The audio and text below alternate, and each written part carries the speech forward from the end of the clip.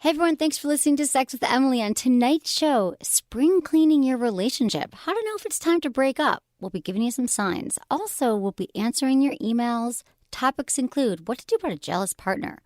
Should you have sex with your ex? And everyone's favorite topic, squirting. All that and more. Thanks for listening. So I've been giving sex advice for 10 years, and most sex takes place in a bed. So the bed is like the playing field, and you got to be comfortable in your playing field, right?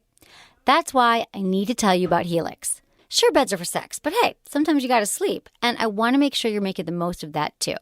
So, when was the last time you bought a new mattress? I've always dreaded the process. It's expensive, you have to drive from store to store, you got to test out the other dirty beds that other people tried, and one sales guy even got creepy and asked me to try out the mattress with him.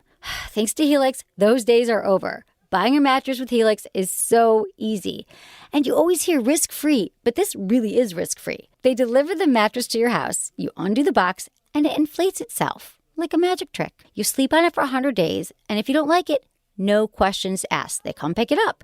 They take it away, move on with your life, game over. And these really are great beds. I have one, and I love it. And trust me, I know beds. And like I said, at the end of the day, there's no risk to you.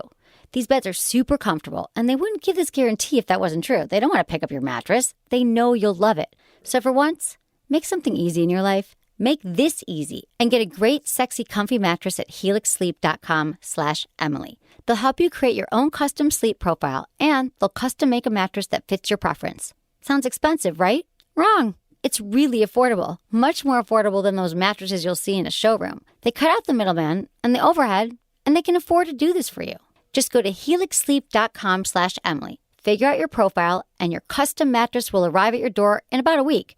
And shipping is free. Plus, when you go to helixsleep.com/Emily, you get $50 off an already very affordable mattress. That's helixsleep.com, HELIX sleep.com/Emily. Once again, trust me, because I know beds. If you've listened to the show the last couple months, you've probably heard me talk about a unique product called the Womanizer. A while back, the owners of the company asked if they could send me one to test out, which, of course, you know me, I agreed to it. I own and review a lot of toys, and I was fairly confident I've tried every category of product around. But I was wrong. The Womanizer was designed in Germany, and unlike anything else on the market, it indirectly stimulates the clitoris using suction.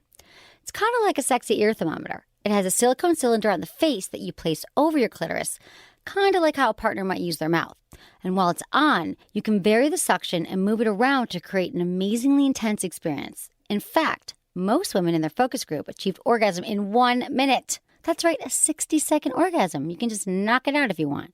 So I tried the Womanizer, and they weren't kidding. It's amazing. The suction is adjustable, and you can position it to create so many different sensations. The Womanizer is really in a category of its own, and I suggest you check it out for yourself. Go to sexwithemily.com and click on the Womanizer banner for more information. Look into his eyes. They're the eyes of a man obsessed by sex. Eyes that mock our sacred institutions. Bedroom eyes. Call them in a bygone day. Hey, Emily, you got a boyfriend? Because my man E here, he just got his heart broken. He thinks you're kind of cute. A girl's got to have her standards. Oh, my. Do women know about shrinkage? Isn't it common knowledge? What do you mean, like laundry? It shrinks? Can we not talk about sex so much? Are you kidding me? Oh my God, I feel so good. Being bad feels pretty good. But you know, Emily's not the kind of girl you just play with. You're listening to Sex with Emily. We're talking about sex, relationships, and everything in between. For more information, go to sexwithemily.com. We got a brand new website we launched last month, and you're all loving it. So thank you for visiting the site. You know, every day we're posting new blog posts and videos and things that will help you have better sex and relationships, because that's what I'm all about. And I want to remind you that it's so easy to subscribe to the podcast. We love when you do that. I do 2 shows a week, and then you easily get the podcast. They'll show up however you listen on your podcast app, and there they are. And it helps us, too, when you subscribe, because we love you. And thanks, everyone, for listening and for being here. And I'm here with Anderson, my darling Anderson. It's been a while. It's been a long time, Ed. I know. I did a little vacation. What are you doing? Why are you out there cheating? I know. I'm sorry. I'm not really cheating. But I was with my mom on vacation. Was that fun? Was it Yeah. a good time? You know what? I got to say, it was... I haven't had a vacation since the early 2000s. And it was really nice just to get away with my mom and to, my mom's super chill. So she's not like, like all over my And stuff. she was on the show. She was in here. I like her. Yeah, you guys check out the show Did with my her- mom. That was a really popular show. Did your stepdad go too? No. Girls' weekend. It was a girls' out. weekend. Girls' week Oh, out. we went to Cabo, and it was fun. I really just needed to relax. And my mom has way more energy than I do. And she was like, let's go sightseeing. I'm like, nope, I'm just sitting by the pool. I would guess that it was the other way around. Exactly. Knowing you, Em, Exactly. My I mom would is guess your always... mom can I just please relax by the pool, honey? And you're like, no, we have to go see this. We have to do that. We have to do this. And I heard there's a sex lecture. I used to be like that. Yeah. And I have to say that since I haven't had a vacation in so long, I really needed the distance and the perspective to just step back and reflect and do nothing. I'm like, no, I'm not going shopping, not doing this. And she was cool. And then she chilled out, which was good for her. And I had a lot of breakthroughs. That takes experience. It's hard to do a good vacation because most of the time if I go on vacation, I might come back exhausted. And you don't want to do that. You want to have a nice... You want to experience new stuff and see new stuff for sure, but you got to find a balance. And you got to come back relaxed. Most every single vacation I go on, I come back and I'm like, work. I'm so tired though from running around on my vacation. Yeah, see, I did not run around, and I was there. I was healthy. I meditated every day. I ran. I, took care of myself. So hippie dippy. I'm a hippie. What can I say? Yeah. And so that was fun. And then also, I just want to mention that we've had some really good shows. You guys, first of all, our show was number 6 on iTunes, which is amazing. But there's been some really popular shows. We just posted the 5 bedroom mistakes you might be making. You might love that episode. And then what women really want in bed with the lady gang. So check out that podcast. That was fun too. And spring, it's spring. Spring is sprung. Spring.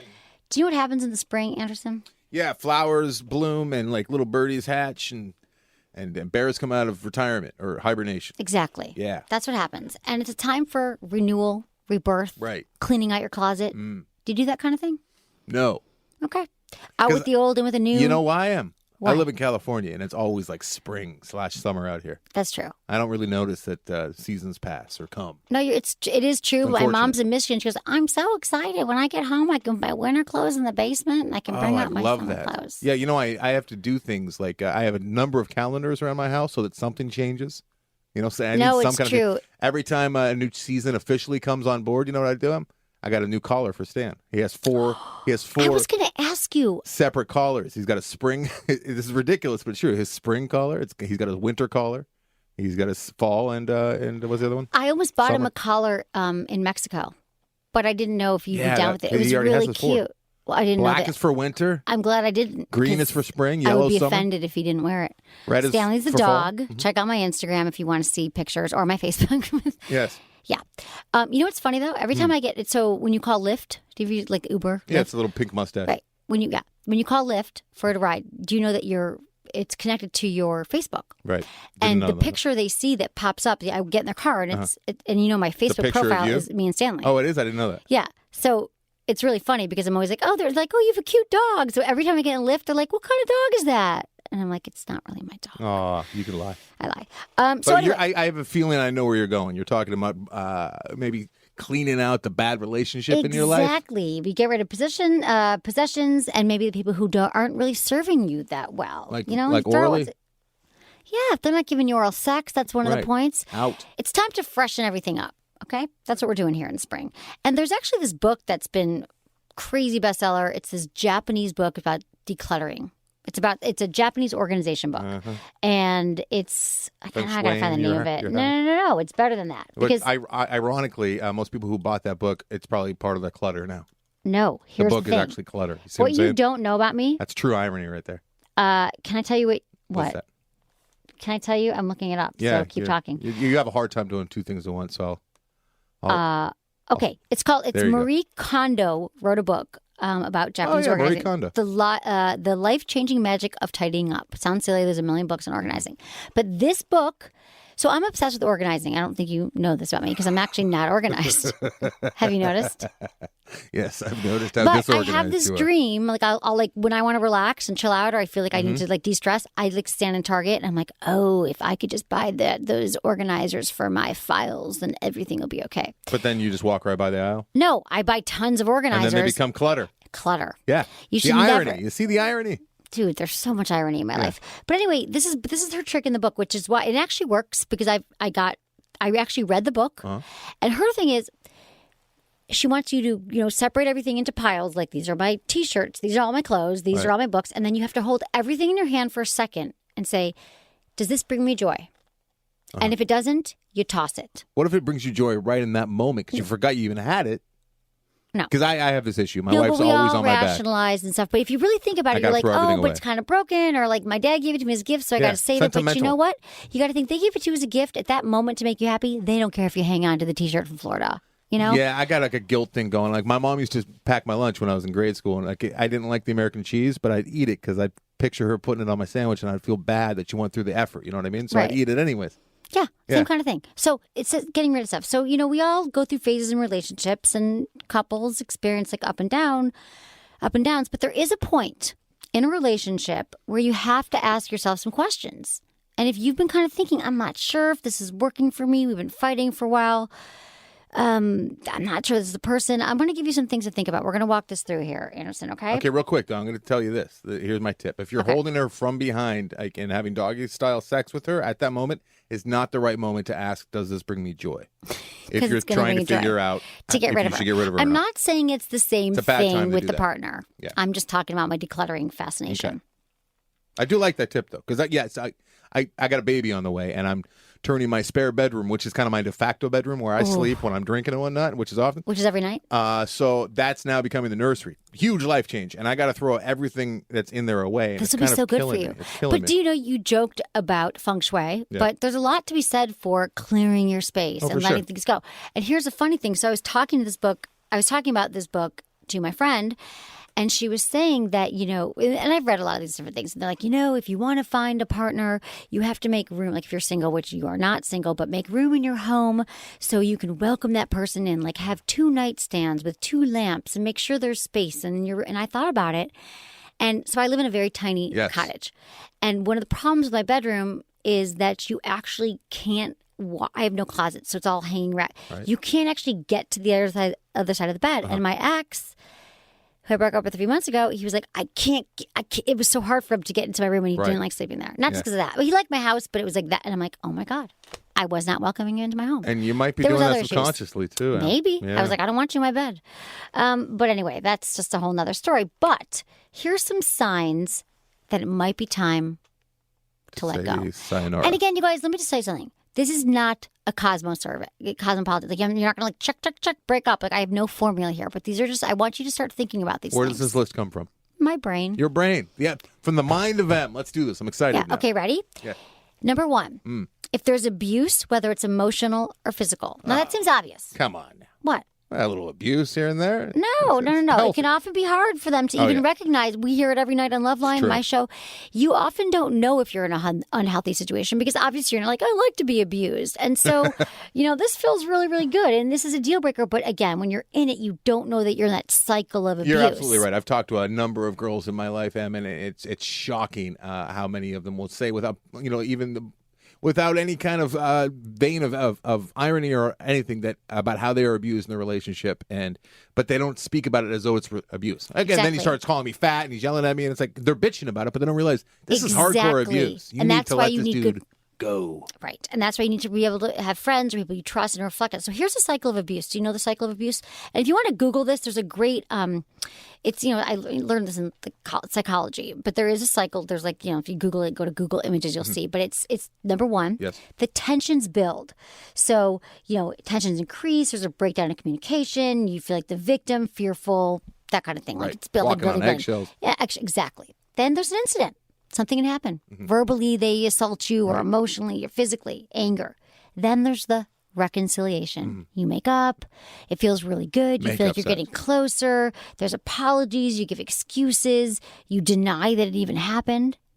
And then there's a calm after that. And you think, this is the 4th stage of it. It's forgotten. There really was no abuse. And you get in that honeymoon phase. And you're like, wow, we're healing. We're moving. And then the tension starts building. Right. So it's a loop. But tensions build, incident, reconciliation, calm. Can I just, what do you say to this? Every good, healthy relationship does have a cycle where fights do come. If you show me a couple that never gets in any fights for years, that's an unhealthy couple that don't really pay attention to each other. But They're if living this- separate lives. But I'm talking about abusive Actual tensions abuse, building. yes. I'm talking about verbal abuse, and I'm going to let you know here some signs that you are. Don't worry, we're getting into this. So if you notice this cycle, might be time to end the relationship. It's never good. And let me tell you also, if you are in an abusive relationship and you get out of one, that's a great time to learn from the relationship and to do some work on yourself. Because you'll Reevaluate your keep choices. repeating the cycle. Yeah. Number 2, the fighting gets mean and it starts happening more frequently. So like you just said, Anderson, couples, they fight. Yeah. If you never fight, oh, we're so happy, that's also a You're going to problem. have disagreements. But we're talking about it gets mean. And that's a you thing. What? It gets mean. It gets mean. That's real such mean. yeah. And it happens more and more. Now, John Gottman, he's one of my favorite researchers. Have you heard of the Gottman Institute? So Gottman, he did these amazing studies, and he did these studies over years and years, and he watched couples, and he was able to identify predictors of either a failed or terminally unhappy relationship. He studied couples over a few years period, and now it gets to a point where he can look at them for 5 minutes, and he can tell if a few things happen that it's not going to last. Right. So let me tell you what these are. I would think that some of these couples had issues because they're like, I really don't like that there's a dude named Dr. Gottman over my shoulder constantly watching us. Well, no, exactly. That's That was a another problem issue. with No, but I'm telling you, you're going to hear these and you're going to know it. Actually, it's called the 4 Horsemen of the Apocalypse. Ooh, if I you want love to look this. it up. Tell me more. Okay.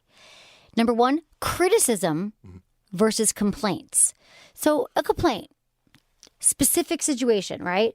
Like your partner failed, you in some way, and you're like, hey, it kind of attacks so that's criticism, and then there's complaints. So complaints are okay. Tell me the difference between, okay, right? between Okay. the two. Here's a complaint. Anderson, Yeah. pretend we're married. Okay. God, there's no gas in the car again. I'm really aggravated you didn't fill it, and you said you would. And I'm really disappointed. Is that a That's complaint? a complaint. Here's a criticism.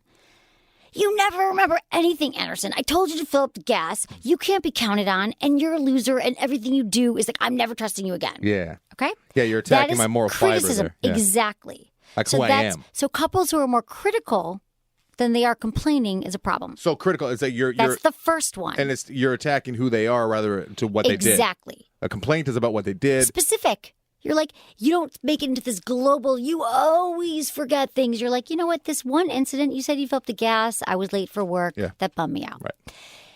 Number 2, under the 4 signs that your relationship is probably in trouble. Yes. Contempt. This is a huge one. Contempt. Now, you know what contempt is? It's when your behaviors, it communicates disgust. It's Disdain. like, disdain. Like it includes things like criticism, sneering, sarcasm, like name calling, like you're an asshole, like you roll your eyes, you mock them, you make fun of them. That's contempt. And it's hostile. Okay? It's the way you treat someone you really don't Disdain. like. Yeah, you're rolling your eyes. It's disrespectful. It's beyond resentment. Exactly. It's Yeah. disrespect. Then you This get is like how I treat coworkers that I have to work with, but I don't want to have a relationship with them, but I have to interact with them, but I hate them. right. It's contempt. And I think I we're give it also contempt. going to put this on the website because I'm going to give you, I'm dishing out a lot here, but this is all I believe that Gottman is probably one of the greatest researchers on relationships. So I'm glad we're talking about this. Okay. So then there's defensiveness. This is just like the problem. It's not me. It's you. We all know what being defensive is, but this is like your partner's always defensive. They never take responsibility for their own behavior, and they point to something you did and they complain about you. You're like, listen, honey, I'm really upset. You said that there was, you were going to bring home dinner tonight and I'm really hungry. They're like, well, you never do this. And, they never can take it in. They can never take feedback. They always point it right back at you. Can I just say, too, though, about that, Em? A lot of people, that's like a personality disorder, and they're like that across the board with everybody in their life. Right. You know what I mean? But there that's are not- those people that are going to be defensive, whether they're married to you or you're their child or you work with them. But that's really, really, but That's these, awful, yeah. Yeah. Yeah, I mean, yeah. you're never going to get anywhere because you understand that this is when the breakdown, I always say, you got to communicate. And this is when, I'm not saying, again, you can end it. These are signs that you could work on it. You could say, you know what, my partner is displaying some of these. And this is when you go to therapy and you say, you know what, these are the issues. And then oftentimes when couples therapy works, that's when you learn the tools they give you tools actually in therapy. And then you go home and you practice. You're like, when you say this in that tone, it really upsets me. And then you learn in therapy that you have a sign. That was that tone again. And you learn to kind of change your behavior. Some couples are not able to reconcile that. Right. And then also the frequency of fighting. The fighting, like I said at the beginning, more and more fighting. You can't agree on the smallest things. That's beyond Gottman's repair research. at that point, right? Beyond repair. Okay, number 3. Now, this is number 3 of the big signs. That was just part number 2. There's no trust. Any foundation or iota you had of trust is just completely gone. Right. Maybe someone cheated. It could be from past relationships too. It could be childhood trauma. You're always accusing your partner of cheating, and you just cannot build the trust. And it doesn't matter. There's insecurity, there's jealousy. And this, as you know, if you've been in a relationship like this, both parties will suffer. The problem with trust is people think that, well, I keep reassuring my partner. I keep telling them, I'm not cheating, or if I cheated once, I won't do it again. This is another case where in most scenarios, couples on their own cannot rebuild trust without the help of a third party. Mm-hmm. And that is a therapist, because there's so much broken down and already. And the problem is, if there is an indiscretion, like let's say that gets founded on, someone did cheat, for example.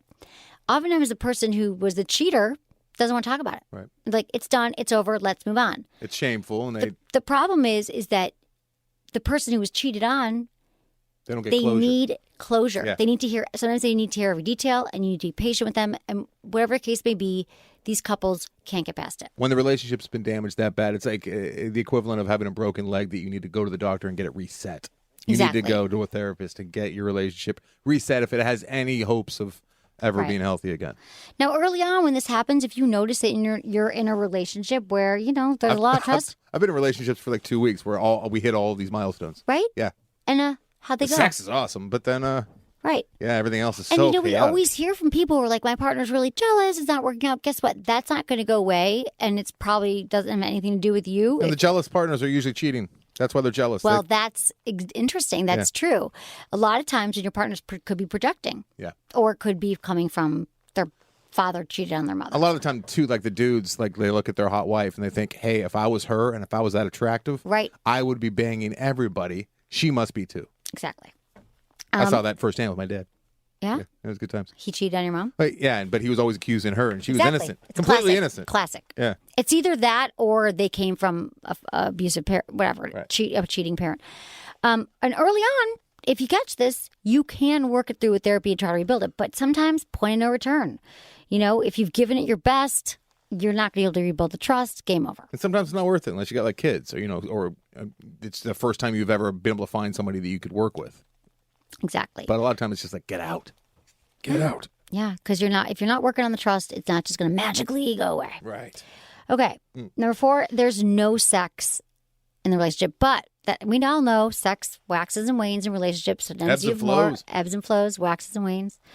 But this is when you've tried. Like, you've actually made an effort. You've tried to talk about it. You tried to work on it, and it just dies out. And this is not about sex drive and libido, and you just had kids.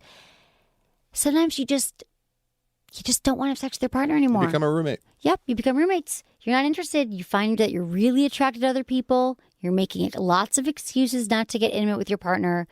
And like I've always said, if you're not having sex with your partner, it's gone on too long, you are roommates. And you're not lovers. Right. Okay? But you're comfortable, and you can't imagine your world without that person, especially if you share a space. A lot of the time, people don't like change, and you're gonna have to make a massive change and have a different living space and have a different roommate, or maybe no roommate, and that's scary. Right. But you only have one life, as far as we know. Exactly. Can't be wasting it. And I've told a story, actually. I have a friend, a few years ago, she was older than me, but she was married when I started my show, of course, so I talk about sex with everybody, and she was like, you know what? They'd been together like 15 years at the time. A woman I work with, she's, Emily, I don't care about sex. He's a great dad. We got 2 kids. I've had enough sex in my life. She thinks she was like 40 at the time. She's like, I've had enough sex. Yeah. And I thought to myself, something's messed up here. You've not had enough sex. And now they're divorced. Turns out there was an affair. And if you find yourself rationalizing away, she did. She had enough sex with him. Well, right. That's exactly. what she meant. So what I'm saying is, if you're rationalizing the fact that, you know what, we're best friends, it's great. I could see that, though, especially once you got kids and you're older. 40s might be a little bit young, but if you're like 50 or 60 and you're doing that, twilight years, you know what I mean? You make your own decisions. We like going on cruises together. But I'm saying, you still want to be, but it's not working. Finally, and you don't see a future together. Because here's the thing. What? Have you been with someone where they're just like, planning trips without you, or you close your eyes and think, God, I wouldn't want to meet my parents, or I don't want kids with this person. Yeah. I've been in relationships that lasted like 6 months after this thought went into my head, Emily. We were both hungry. We were going to go get something to eat. And I'm like, that's like a 10-minute drive to that restaurant. I don't want to sit in the car with this person for 10 minutes to get to the restaurant. And I was with that person for 6 months after that. You don't even see a future dinner with them. I don't even see the future drive. The drive seems like just mind-bogglingly numb. Exactly. So Yeah. That's a future. Also, if you feel like you're planning your summer vacation, but you're not thinking of them, and also your future plans don't line up. Like, you know that you want to settle down in the suburbs with 5 kids, and your partner's like, can't wait, just wants to live in the city. Like, these are all important things. People change, though. People change. Well, you know what? But you're right. If you're with someone for a while, and I'm not saying, again, you guys, I'm not like if something these happen, like I'm not take sex with Emily. I'm going to do a little disclaimer here. I'm not taking responsibility for your relationship ending if it was wrong. We will not pay for your therapy. I'm just telling you, these are some things that might get the wheels turning. Let me ask you this, Em. Yep. You personally, have you ever been in a relationship because I know you're monogamous. You're a serial monogamous there for a while. I was, right? yeah. Were you ever in a relationship that you felt like it was really bad and you knew inside you were done with it, but you didn't want to give up on it because you'd already been in it so long? Yeah, a lot of reasons. I think that there was comfort. I used to joke that and it was actually true, but it's been a while now that I used to spend half my relationships trying to get out of them. But no, like you actually look. Well, I've been with him for 2 years now. I don't want to throw that away. No, I never thought that. Okay, because I hear that a lot, especially from the ladies, and it's really not the wisest way to go about something. No, because it's like if you have had a bad stalk and you've been losing money for 2 years, you don't stick with it. You know? Exactly. You got to know when it's time to fold them. Yeah. Know when to hold them. Well, you've never done that. Okay, good. No, I haven't done that. Okay, so, and here's some follow-up questions, you guys, because I don't want you to just be like, oh, that's check. First, think about this. What are you afraid of if you end it? Spiders. Afraid of being alone? Oh. Here's the other thing. How do you do this? I'm never going to find anyone else. Yeah. Right? That might be the case for some people. The best thing that ever happened to me. No, I don't know. I don't think that's the case for people. I've seen No. some people. Well, they're probably could use a lot of contempt. You ever see somebody like on a reality show and then you find out they have kids and you're like, oh my God, they actually had sex with someone? Who would ever have sex with that? I'm sorry. Yeah, no. That was mean. That is mean. You might fear that no one's going to love you. You're unlovable. And then think about like where are these fears coming from? How real are they? Or are you using them just as an excuse to settle for good enough? Sometimes we use these excuses. We're like, I don't want to deal with it. And I know a lot of people who are in relationships who eventually, and some stay together forever and some eventually get divorced, but they literally in their mind, they're like, I can't imagine being without this person because there will be no one else. But right. I'm telling you that that's just a fear that is not true. Especially if you nowadays. want to find someone else, there's I was so messing many around. people. There's always Tinder. somebody. Yeah. There's always somebody now. There's always somebody else at your level out there roaming the streets looking for somebody as well. Yeah, that is not right. That's just a fearful thought. The other thing is, am I in love with this person or am I in love with the person I wish they were? Mm-hmm. Do I think this person is going to change? Right. If they only change, then blank. Once they stop drinking, once they lose weight, once they stop accusing me of beating me, whatever. That was morbid. But, then it'll be great. Newsflash, people. People do not change unless they want to change. So do not ever date or marry on potential. Right. Okay. Which happens, I think, more often than not. What? I think that people get married thinking that things are going to change. Right. And people like to change. People like projects. They like fix-me-ups. Especially you ladies. You did as well. Oh, I did a lot, yeah. But I'm kind of like a chick at heart. You are like a chick. Also, the last one is this relationship bringing out the best of me? So, like, when you're in a healthy relationship, you want to feel like this is your best self. Right. You make each other better. You build each other up. You like working towards the same goals or they support your goals. But if you feel like your relationship is bringing you down and like your partner is like holding you back from things that are really, really important to you, constant criticism and negativity, like how are you feeling in the relationship? You want to feel like your best self. And I have to say that I was in a relationship not too long ago, like in the last few years, where I realized, and this is something that's new for me, that I felt like, God, that I had some like insecurities coming up and things that like I just felt like, God, this person really isn't supporting me. And I think they were a little jealous. And it was like, God, I'm actually feeling bad. I've never felt, and it's funny because I have these 4 best girlfriends from college, and they came out to visit me in San Francisco, and they were like, you know what, and I've never seen you worry about this thing. Like you're worried about things that are not like you. And I realized I was allowing my partner to have this effect on me. And sometimes it's really great if you people who know you and love you and trust you to actually listen to them. Right. And And it takes guts, too. It takes balls. To like, because what if you ended up marrying that guy, and that guy, a lot of women in your position, or men too, would turn around and be like pissed at the friends for like saying anything about it. Right. And I'm telling you, here's the other thing. I don't think that every friend knows the best, but you know who those people are. Yeah. Who are your good friends. You got to have people to keep have you grounded. them. Exactly. Show you what's really happening. Exactly. And then finally, have you given it your best? Like, have you really tried? Because this can't be just like one thing happened and you're out, but like you tried therapy, you tried talking about it, and you know when you're done. Okay? So, this is not going to apply to everybody. And if there's kids, of course, there's more to consider. But I want you to really think about these things. Because it's springtime. Happy spring! Woo! That's enough. Okay, but now that's we got that out of the way. I just want you to just, throw out some old T-shirts and throw out some old relationships. Or stay with them. Maybe this is refreshing. It's also the time of year that if you have a house cat, they're going to be bringing in little baby birds because it's springtime. It's very upsetting. Happens? Yeah, it's just like my backyard is just like it's a Do you wild have a cat? safari. Do you have a cat? Yeah, I have a cat. I have a house cat. But I let her outside. She goes outside, and then she brings things in. Oh. She had an alligator lizard in her mouth a couple days ago. An alligator? And she was meowing with it in her mouth. Like looking at it, so proud. Did you take pictures? No, I just screamed out, Kitty, no, Kitty! Kitty runs, and then she drops the alligator lizard. Was it dead? No, it's roaming around my house. Because I know that you'd probably take it to the freaking- vet or something. No, I took it out front. I let it go. Okay, we're going to take a quick break and be right back. Okay, people, the genius design team at WeVibe has done it again. The brand new Nova by WeVibe is quite simply a dual stimulation superstar. The Nova expertly pleasures your clitoris and G-spot at the same time without missing a beat.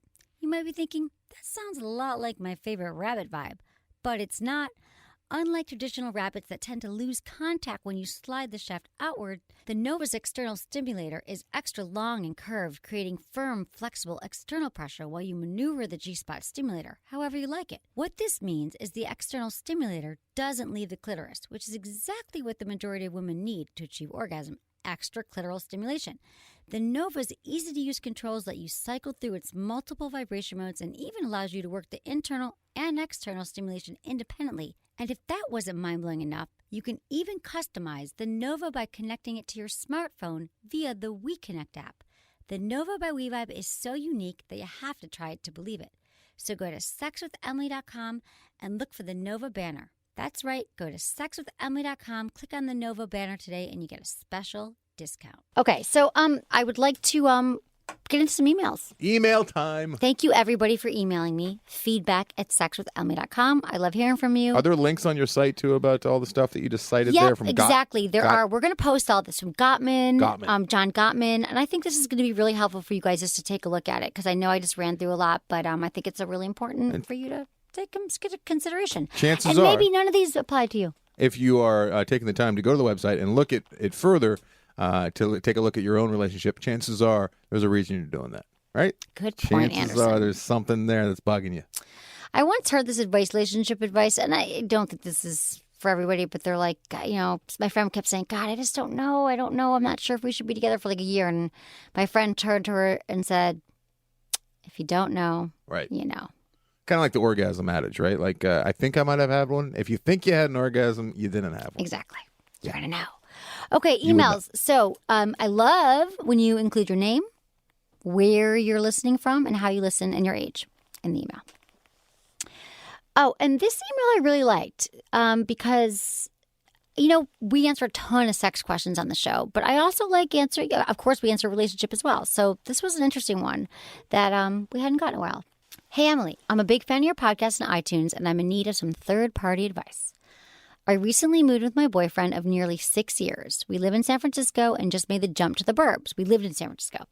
We got our new apartment on very short notice, but I had a previously scheduled doctor appointment in the city, so I figured I'd take advantage and sleep in the old apartment to make it easier on myself.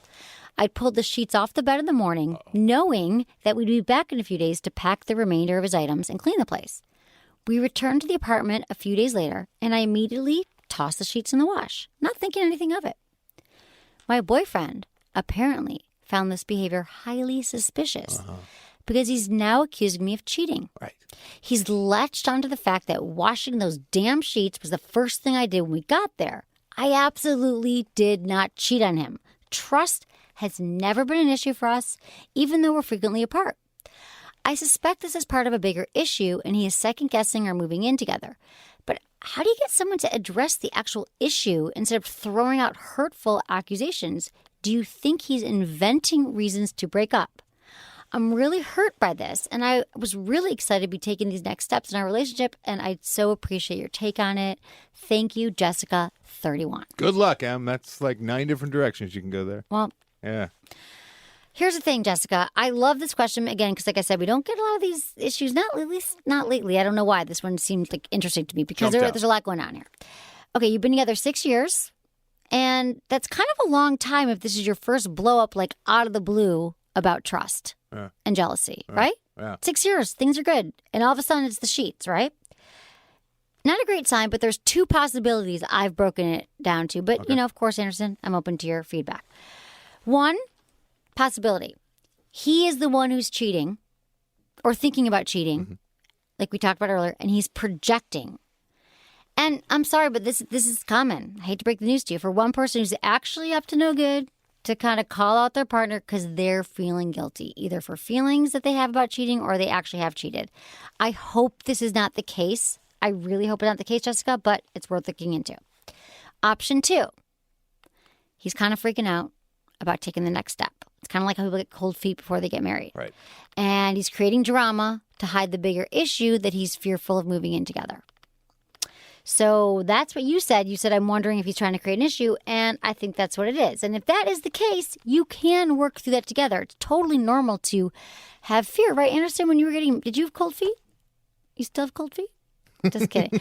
But I mean, by the time I finally, I'm a bad example because by the time I was like homeless when my now wife and I finally moved in together. I was like a rolling rock. I was just staying in a different place every night. Really? Didn't pay rent anywhere. I was a nomad. I love that lifestyle. It was a fantastic lifestyle. But by the time I actually moved in with her, it's like I knew that it was you were time. ready. Okay, yeah, but if you had friends who were like getting ready to get married and they were like, oh God. Oh, absolutely. Right. I get the cold feet. I can put myself in this guy's mindset. And also in fairness to him, Em, that is kind of a weird move. If I had any doubts about, even though it's been 6 years, but if I had any doubts or I thought maybe she was cheating before this or I had any issues and then I saw the sheet move, that is a weird move. Okay. That's an interesting guy perspective. And I could see that as well. But I don't think that I would, if I was in a healthy, stable relationship and my partner was like, I thought they were going back to clean everything up. Let's wash these sheets. But I can see what you're saying. My wife washes the sheets all the time. I do too, every 3 days. I don't even think twice about it. Usually it's because one of the dogs puked on it. And I don't even think twice Stanley about it. doesn't puke. Yeah, he does. Oh, we have 3 dogs in the bed. Okay, one of them almost always pukes. But okay, that's a good point. So that you're right. Okay, so that could be a point. But she's telling him that she's not. Okay, I believe that she's not. So regardless of the source or what happened, you've got to have the conversation. You need to sit down, tell him you love him, you're excited that you're in this relationship, and that you're moving in together. But these accusations are hurtful and they're actually untrue. And unless he's willing to work with you, the accusations and the mistrust is not going to get you anywhere. What about asking him point blank too? Like, are you doing this because you're freaking out about moving in? Ask him. Say, I had a hunch, and here's the other thing. You don't want to be accusatory. You want to be, babe, I've been thinking about this. I'm just wondering, how you feeling about us moving in together? Could this be bringing it up? And he can't just shut this down. I mean, he's got to be honest and willing to communicate. And if he wants to stay together, and he's like, I want to stay together, but I can't quite get my feelings out, then you might be a great candidate for therapy. But if he just keeps resisting and there's these roadblocks, you know what? You might now put the sheets back on the bed. Best case scenario, though, you guys work through this. I hope so. You end up getting married, and when you're old and gray, you still have the little inside funny joke every time she washes the sheets. Yeah, Anderson, that's so positive. That's so glass half full. Mm-hmm. I love it. Okay. Hi, Emily. I would love to get your thoughts on being sexually active with your spouse while separated. My wife and I have recently separated, but have agreed to not see other people until we figure out if we want our marriage to continue. I feel that that's like the worst limbo ever.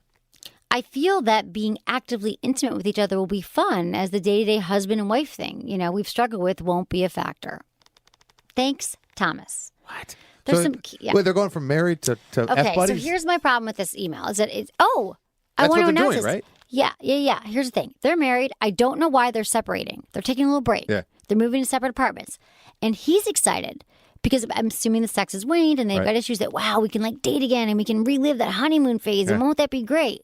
And he wants to know, is that okay? That's half glass full right there. Now, yeah. And she's promised, they're saying, I'm not going to sleep with other people. And, is it a good idea? Well, here's the thing. As long as you guys are truly like working on the relationship while you're not together and you're not just like having sex and like falling in love again, this euphoric recall of remembering all the great things, I think that it's okay to have like physical intimacy. Like I think that that's totally fine. Helps you reconnect. And oftentimes when you do have space from a partner, not necessarily moving out, but you take a trip away from each other, that can build the intimacy again. You can reconnect. You get the sexual desire back because, oftentimes when you... Absence makes the heart grow fonder. And distance and space could bring that excitement back. But however, if you're just having sex and enjoying that new honeymoon ride, that second swing at the honeymoon, but you're not working on any of those issues, and then you get back together because the sex was so good. Same old thing. It's going to be a repetition of what you happened. It's a trap, okay? So we all crave the newness, and it's just not sustainable over time in any relationship. I'm here to tell you, after 2 years or so in a relationship, it's biology. You're going to need to work on the sex. But just like, I want to make this very, very, very, very clear if I have not. Very clear. Just like trauma, issues do not go away unless you work on them. Unless they're treated. You got to treat them in therapy. Clearly, you guys have come to a standstill where you could not work on them. So just taking physical space and not taking that space of, mentally and emotionally working on it, it's not going to heal it. Right. Okay, squirting. I thought that the squirting was going to end up being the sheets one. You did. I thought she was going to be like, yeah, and that's why I had to wash them because I masturbated that night without you and I squirted all over my sheets. That's why I'm washing them. I could understand why you'd make that connection. Yeah, I thought it was going to be two birds right there. Hamley, huge fan of you and your podcast. Also, when you're on Loveline, I listen to your podcast every morning trying to catch up. What is Loveline? Loveline. It's a show that I do here on the radio. So my question is, how to get my wife to be more into letting me use the magic wand on her to make her squirt. We've done it twice now, and the second time she seemed more into it, but her biggest problem with it is she thinks she's peeing when she orgasms. Yes. I've argued with her and show her articles that say it isn't urine, but she's dead set on thinking it's full-blown urine, thus not wanting me to use the wand to make her squirt. And I love seeing her do it. Is there anything you can do to help us better understand what squirting really entails? Please help us because I know she really likes doing it, but she's afraid or embarrassed by it and thinks she's peeing. Thanks for the help, and I love the show. Bob. Okay, there's been so much focus on this squirting debate. It's like more than the presidential debate. It's so disgusting, but just have her eat some asparagus. It is not disgusting. Here's the thing. Is You'll it pee? Is it not pee? It's a debate. Listen, if it feels good to her and you've expressed how much turns you on, she shouldn't be worrying about if it's pee or not because, does it matter? There's too much emphasis on this goddamn fluid content. But let me tell you, you want to know what is squirting? Let me break it down for you. No. You're going to talk about the Bartholin's gland and all that? Yeah. Oh, no. It's so unsexual. It makes something so great, so scientific-y. Small amounts of thick fluid sometimes are elicited, secreted during the female orgasm. It happens. And women who squirt, they're simply learning to release one set of muscles while contracting the bladder so they can release a little bit of urine. A little. During orgasm. So when you're having sex and you have stimulation, what happens is the female ejaculate gets mixed in with the vaginal fluids and lubrication and semen and pre-ejaculatory fluid and post-ejaculate. So it's a whole mess of things. And I don't want to say mess. It's a cocktail of sexual excretions. And there is significant proof that the origin of the fluid is the bladder, and there is some chemical composition that is urine. There's also the periurethral glands, ducts that also have some fluid in there that is not urine, okay? So bottom line, again, if she likes it and it feels good and you like it, what is the big friggin' deal if it's urine or not? But if she does not want to squirt, for whatever reason, you cannot pressure her and make her do it because she won't want to do it. She won't want to come around. No woman on this planet likes being pressured into a sexual act, and then it's going to lead to other things, other issues, other problems. No woman? Sex is messy, people. Sex is messy, but it's also beautiful, so just get over it. I hate this debate. No, but I understand the debate. And also, here's the other thing. Like I would say, squirting is the new anal. But I need a new fucking thing for squirting because when I first started the show, anal was the new blowjob. But squirting with porn, people see it all the time. They want to see their partner squirt. A lot of men do. Right. So that's the thing. I'm getting the questions. I'm answering it because pegging? I love you. Can pegging be Pegging is the new squirting, maybe, when a man gets anally penetrated. Yeah, you love that so much. I see it in your eye. I've never. Can I be honest? I'm going to be honest. Well, you're not very sexually What's adventurous. sex? You haven't really done much. I've never pegged a man. I've never worn a strap-on and pegged a man. You haven't lived till you have. And I own Every day strap-ons. is just a waste of your life. I'm so busy. Till you've done. I have no time for pegging. No time for begging. It's on my schedule. Put it on my schedule. So that's what we get time for. Oh, another thing I you want know to what? say. We should have a tell contest me. where a Go. listener, wins the Get Pegged by M. Get pegged by M. I'm not that No? desperate. You're not that show. But this is what I want to say, Anderson. You know how y'all write me feedback at sexwithemily.com? Super easy now. If you go to the Ask Emily page on our site, you can easily just send it right there through the site. You just go to Ask Emily, boom, your email gets right sent to our inbox. Also, it's really helpful, again, when you subscribe, but also when you review us on iTunes and you give us 5 stars. Beautiful. Makes Em feel good about herself. No, but it It also does, though. helps so I can keep doing the show. Right. My goal is to do the show. Huge. I'd love to do it every day. Yeah. I used I to. don't know why you wouldn't. You kind of do in your head, right? Every single day. You're always Emily. Taking notes, doing things. It is my life, and I love it for 10 plus years. So what else do I want to tell you all? Oh, I want to tell you that we're giving away some toys. We got some things going on, and that you should, if you're not already, which shocks me, you should follow me on Instagram and Twitter, which is at Sex with Emily, Snapchat, Sex with Emily, and Facebook.com/Sex with Emily, which is interesting. My Facebook page is going insane. People love it. So I love you there. And I love you all. And I so appreciate you listening and supporting the show and supporting our sponsors. Is there such a thing as facialbook.com? There should probably a porn site. Facial book. Would you like to start? Is that where you go? That'd be pretty sweet. What's up with you, Anderson? Talk to me about your podcasts. This comes out yeah. So April 23rd at the world famous Improv, we're doing a show there. The Tomorrow After night? Disaster tomorrow night. That's right. And Cinematics this week. We covered Nixon and Elvis. You hear about this? Yeah, you hear about this? Yes, You hear? the film. So yeah, it's with some stunt cast, and you got Kevin Spacey playing Richard Nixon, President Richard Nixon, and Michael Shannon, one of my all-time favorite actors, playing Elvis. And it's good? It's a good... I talk about it, but you know what is good is The Meddler. I think you're really going to like The Meddler. Susan Sarandon plays this old meddling mother from Jersey who's always up in her daughter's business, played by Rose Byrne. And Rose Byrne's like a successful screenwriter who moves out to L.A. Guess who else moves out to L.A.?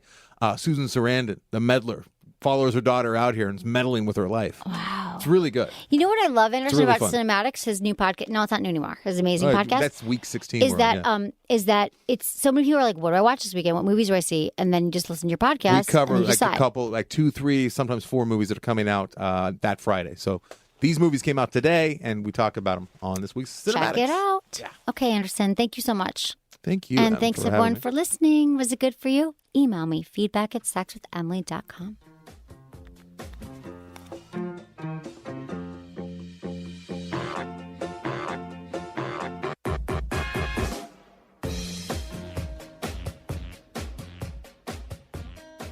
So, when was the last time an app changed your sex life? And no, I'm not talking about Tinder. I'm talking about my app, Kegel Camp. It will increase your control, improve your sexual performance, and help you experience incredibly intense orgasms. Plus, if you've had a baby, Kegel Camp is the answer to getting your, vagina back in shape. You know what I'm talking about, ladies. After years of telling you about the importance of Kegel exercises, it occurred to me, I need a better way to help you do them properly. And after a lot of development and some intense Kegel workouts, Kegel Camp was born. Kegel Camp is fun and easy to use and is, of course, incredibly effective. It provides simple step-by-step prompts that lead you through 20 levels of progressively intense workouts. The app tracks your progress, rewarding you with satisfaction of each new achievement, and with Kegels of steel. And guys, don't think you're exempt from needing a good Kegel workout. Strong pelvic floor muscles are just as important for men as they are for women. Regular Kegel Camp workouts can help you last longer, give you stronger erections, and more powerful orgasms. I hear from Kegel campers every day. They send me screenshots when they reach the next level, and many of them have reached level 20. I'm not even at level 20. Download Kegel Camp today from the iTunes App Store or by clicking on the Kegel Camp banner on sexwithemily.com today. I'll see you at camp. Okay, guys. Are you looking for a way to mix up your masturbation routine? Well, let me tell you about the #1 sex toy for men, and really, the only one you want. The Fleshlight. It's a masturbation sleeve that you use solo or with a partner that simulates the sensations of real sex and was engineered to look and feel like the real deal. There's a Fleshlight for every man's needs. And now there's a new addition to the Fleshlight family, the Quick Shot. It's an open-ended male masturbator, has the patented super skin material, but the Quick Shot is smaller, easier to handle, and requires way less cleanup. It can be used solo or with a partner to take handjobs and blowjobs to the next level. I think that for every woman who has a sex toy, every man should have one of these. Go to sexwithemily.com, click on the Fleshlight banner, and use code EMILY to get a free bottle of their award-winning Flesh Lube. Check it out. You'll thank me.